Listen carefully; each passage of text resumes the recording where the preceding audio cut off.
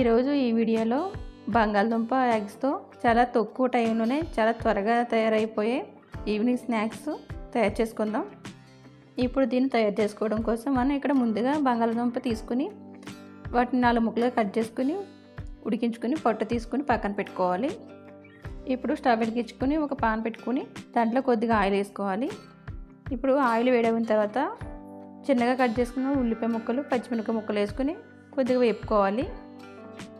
ఇప్పుడు దీంట్లోనే మనం ముందుగా ఉడికించుకుని పక్కన పెట్టుకున్న ఆలు కూడా మెత్తగా మ్యాష్ చేసుకుని దీంట్లో వేసుకుని ఒకసారి మొత్తం అంతా కూడా బాగా కలుపుకోవాలి. ఇలా కలుపుకున్న తర్వాత ఇప్పుడు దీంట్లో కొద్దిగా కొత్తిమీర, రుచికి సరిపడగా ఉప్పు వేసుకొని ఒక నిమ్మకాయ పేడు కూడా రసం పిండుకొని మొత్తం అంతా బాగా కలిసేలాగా కలుపుకోవాలి. ఇప్పుడు ఇది బాగా చల్లారిన తర్వాత దీంట్లో కొద్దిగా బియ్య పిండి తీసుకుని మొత్తం అంతా మన చపాతీ పిండిలా కలుపుకోవాలండి.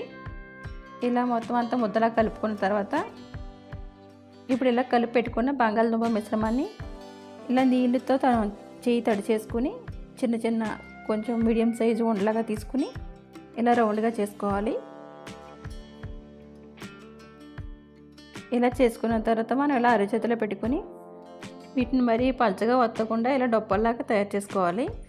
నేను మీకు వీడియోలో ముందుగా మీకు ఈ రెసిపీ పేరు చెప్పలేదు కండి. వీటిని చిలకల గూళ్ళు అంటారు.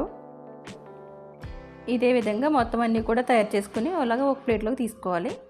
ఇప్పుడు ఒక బౌల్లోకి ఒక ఎగ్ తీసుకుని దాన్ని బాగా బీట్ చేసుకుని మనం తయారు చేసి పక్కన పెట్టుకున్న ఈ చిలకల గూళ్ళు మనం ఆ ఎగ్లో డిప్ చేసుకోవాలి. ఇలా డిప్ చేసుకున్న తర్వాత ఇక్కడ మనం మీరు సేమియా కానీ లేదంటే కార్న్ చిప్స్ కానీ ఏం తీసుకున్నా పర్లేదు. నేను ఇక్కడ సేమియా తీసుకున్నాను.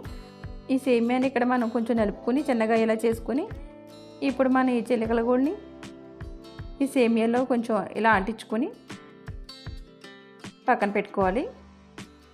మొత్తం అన్నీ ఇలా పెట్టుకున్న తర్వాత ఇప్పుడు మనం డీప్ ఫ్రైకి ఆయిల్ పెట్టుకోవాలి. ఆయిల్ వేడైన తర్వాత మనం ముందుగా తయారు చేసుకుని పెట్టుకున్న ఈ చిలకల గూళ్ళని ఒక్కొక్కటిగా వేసుకుని జాగ్రత్తగా వేపుకోవాలండి.